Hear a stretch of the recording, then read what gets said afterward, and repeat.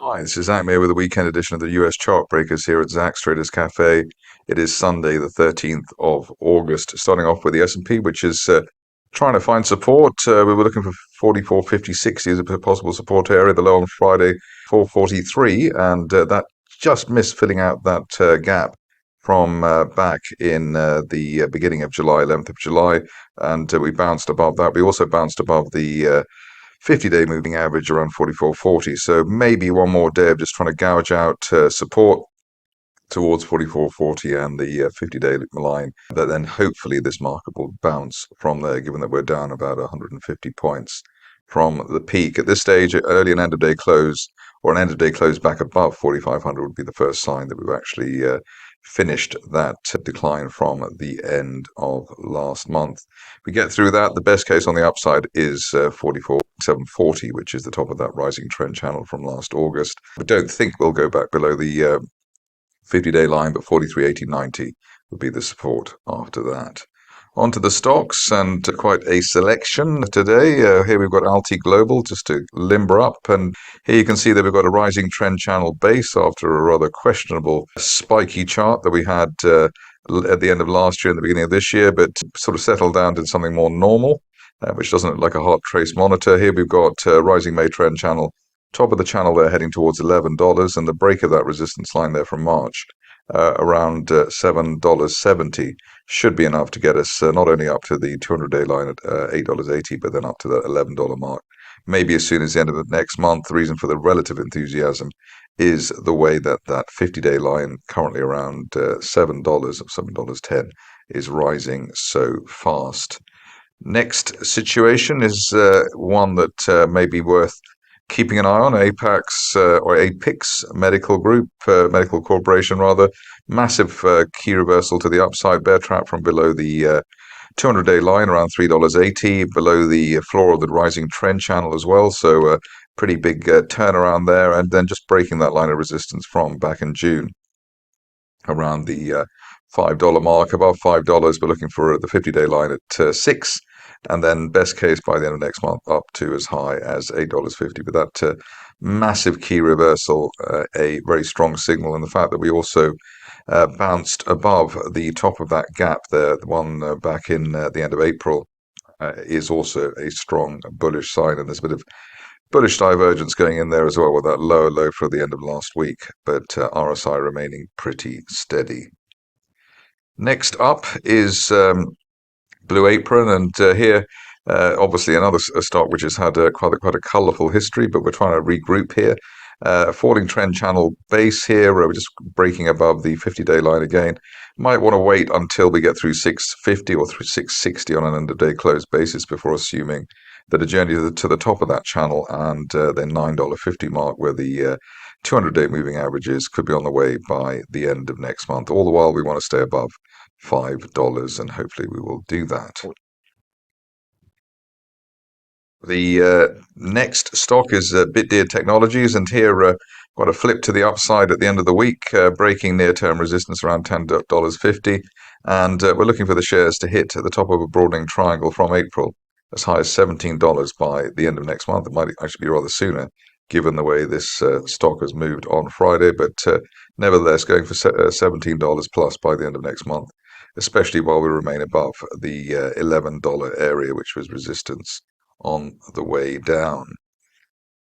Eton is next, and Eton Pharmaceuticals, we can see that there was a massive gap to the upside on Friday through the 50 and 200-day moving averages. They're around the $3.40 area. It means we're looking for at the top of that triangle from the beginning of the year. That's heading as high as $4.50. And ideally, we see that maybe as soon as the end of this month, given the way that this is a bear trap island reversal. So we gapped down and then made new lows and then gapped up again. So that is the bear trap part of the island reversal. The upside there, 450, as I said, over the near term. We've looked at this stock before, and obviously if it returns, it means that things are going well. Evolv Technologies gapped up on Friday from a rising 50-day line, so a very strong signal. Hit a line of resistance, which was a previous target, $7.30, and now we're looking as high as $9 by the end of this month, while we remain above the $7 area on an end-of-day close basis, $7, the resistance back in July. Groupon, a famous name to look at, and we'll see if the shares are responding in kind at the moment. Looks as though they are. We've hit the top of that triangle there from the end of March. That was around $8.50, above $8.50. Looking for $12 as soon as the end of this month at the top of a wider, broader channel there from back in November. So $12 by the end of this month, and wouldn't expect the shares to go back below $8.50 in the meantime. We have new names coming up, and they are typically ones which are sort of entering our awareness with a bang. Here we've got Hitek Global, rising trend channel there from back in April. And we broke a line of resistance basically at the turn of the month around $10. And once that was done, above $10, we're looking for as high as $18. And that might happen as soon as the end of this month, given how steep the ascent here is for this stock. And we've already got the 50-day line rising, even though there's not much data to go on. So the shares gathering some momentum. Another stock which is gathering momentum is Innodata, and here unfilled gap to the upside through the 50-day moving average, which is rising trend channel from back in November. And that suggests that there's a decent upside to go up to as high as $18 by the end of next month. Obviously, if you're cautious, you might want to see an end of day or a weekly close above $14, but that gap really suggests that we're unlikely to see anything much below $12 if we see it at all, ahead of a move up to $18 on Innodata. We've looked at the next stock several times before, and obviously that's good that it's back again. Iczoom hit a target there, a target line, resistance line around $11.80, and above $11.80 on an end-of-day close basis, looking for as high as $14 by the end of this month. There shouldn't be any price action back below the 960 area, which was the previous resistance earlier in the month, ahead of a move towards the $14 zone. Interesting setup here at the following stock, Microcloud, and Microcloud Hologram, which sounds very high tech indeed. Here another one of those shares which let's say took a while to settle down, but we've got a rising trend channel base here. The channel in place since the latter part of April. We closed the week above the 200-day moving average again, a W-shaped reversal, which looks quite healthy. And if you're cautious, maybe you wait for an end-of-day close through $3.30. But with that gap to the upside on Friday, we're looking at $4.20 by the end of this month. So hopefully the bears caught off guard, and this time there will be the big breakthrough, $3.30. We move along to the situation which is known as M-Tron, and here a massive gap to the upside through old resistance, the old resistance around $13.50. Above that, we're looking for $18 at the top of a rising trend channel in place on the daily chart since back in October. And this looks like a decent moving situation on the basis that the shares have spent many months consolidating in the the $11 to $13 band. So hopefully this is the big move that the bulls are waiting for.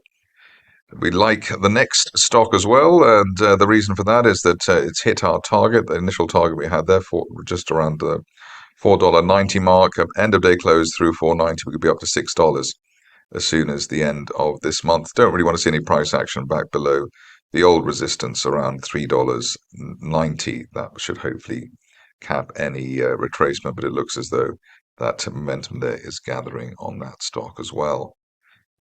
On to the last two.